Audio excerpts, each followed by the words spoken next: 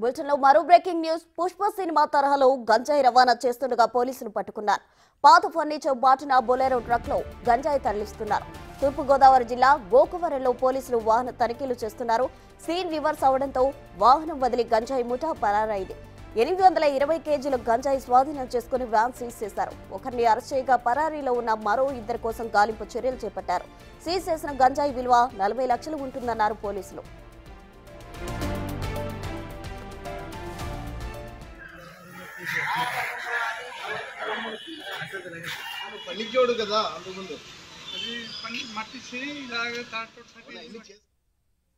AP 31 TG 1625 అనే Bolero truck వాహనం లోడ్తో నిలిపినదని చెప్పేసి ఎస్ఐ గారికి సమాచారం రాగా ఎస్ఐ గారు సిఐ గారు పోయి సంబంధిత అధికారులు తీసుకుని అక్కడ వెరిఫై చేయగా అందులో 814 కేజీ గంజా ఉన్నది.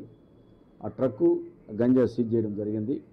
అందులో కేసు నమోదు చేసి కోరుకొండ సిఐ గారు దర్యాప్తు మొదలుపెట్టి ఈరోజు అక్కడే ఒక పంతల జయరాం అతను లారీ ఓనరు అక్కడ తిరుగుతూ ఉండగా అనుమానం అతను పట్టుకొని విచారణ అతను స్వాధీనంలో 10 కేజీ గంజాయి కూడా ఉంది.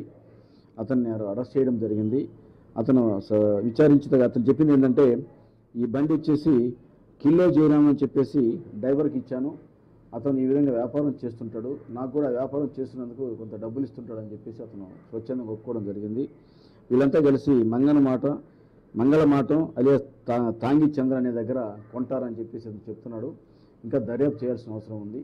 ఈ గంజాయి ఎక్కడికి పోతుందనేది మనకు డ్రైవర్ దొరికితే మనకు సమాచారం వస్తుంది. దీంట్లో దర్యాప్తు చేయాల్సిన అవసరం చాలా ఉంది. ఎట్టి పరిస్థితుల్లో కూడా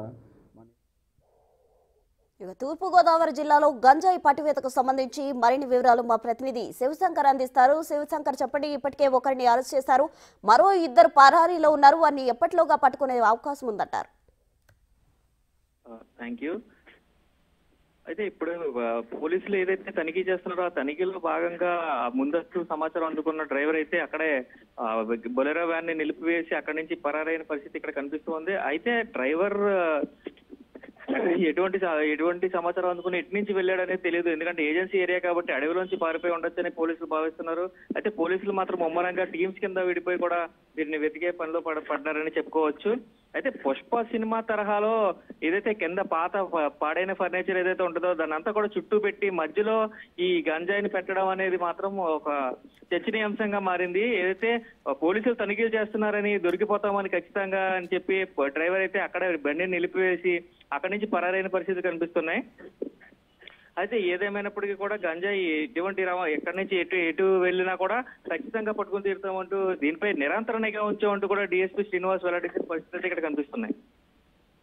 రైట్, థ్యాంక్ యూ శివశంకర్.